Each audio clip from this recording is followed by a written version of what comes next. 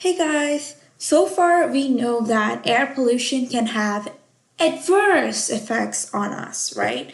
Now, can you imagine what actually happens to our human body if there's air pollution?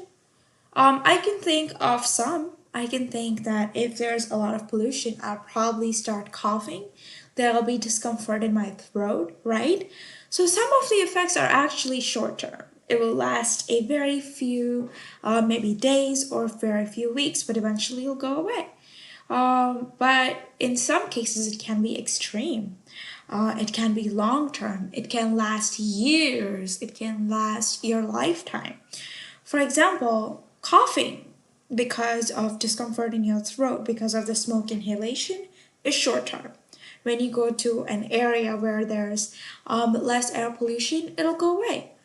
But what about those people who are exposed to air pollution every single day? What do you think happens to them?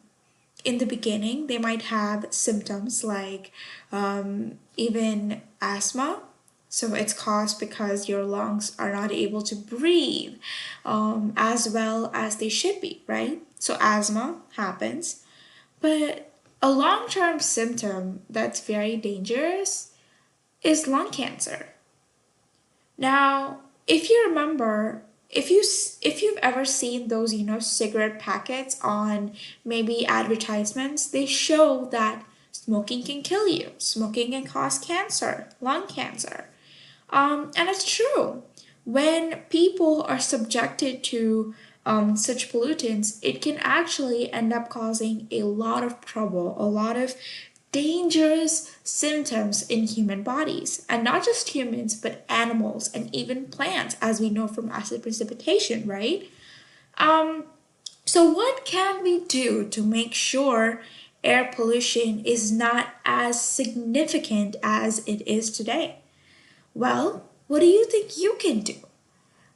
If you are riding a car to school every day, and if you live close to school, can you walk instead? Will that help car pollution to some extent? Yes. What if you wanted to travel to some place and you want to take an Uber? But what if you took a bus instead? Public transportation can definitely help in a lot of ways to cut back on the emissions from vehicles, right? Of course, I can understand that right now it's coronavirus, so you don't want to be exposed to people in such a small place at a time. So right now, it's understandable. Your health comes first. But let's suppose there was no coronavirus right now. That's something you can definitely do. You can take a bus, you can walk, you can do all these things to make sure you are not contributing to air pollution as much as possible. Now, the reason why it's important for you to start first is because if you start, you might influence your brother or your sister to join you. You might eventually influence your parents or grandparents to join you, your cousins to join you, your friends to join you. And when you start, you are influencing so many people. You're influencing people you would not even have imagined to have influenced. You might influence me to do something better for our environment.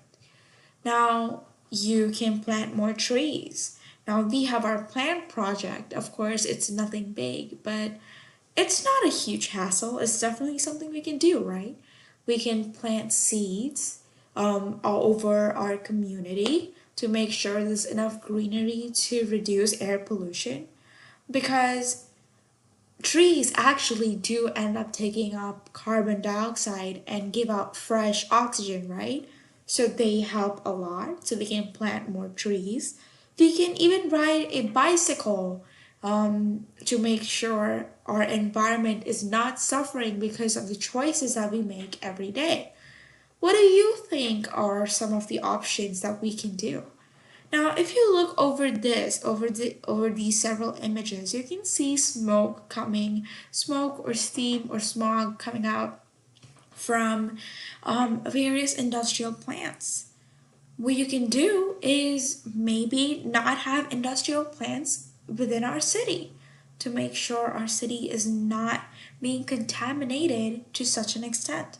Maybe have them on the outskirts where nobody lives, so nobody is being actually affected. No children are being affected, right?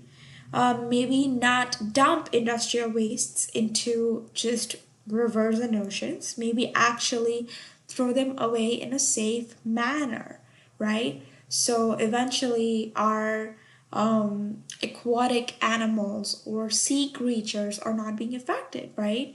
So that when evaporation takes place from these lakes, rivers, or oceans, they are not going to lead in acid precipitation, right? These are all things that we can do. We can petition the government. We can do so many things to make sure our environment, we or our friends or our loved ones are not suffering. What do you think you can do to make sure our environment is not suffering because of the choices we make?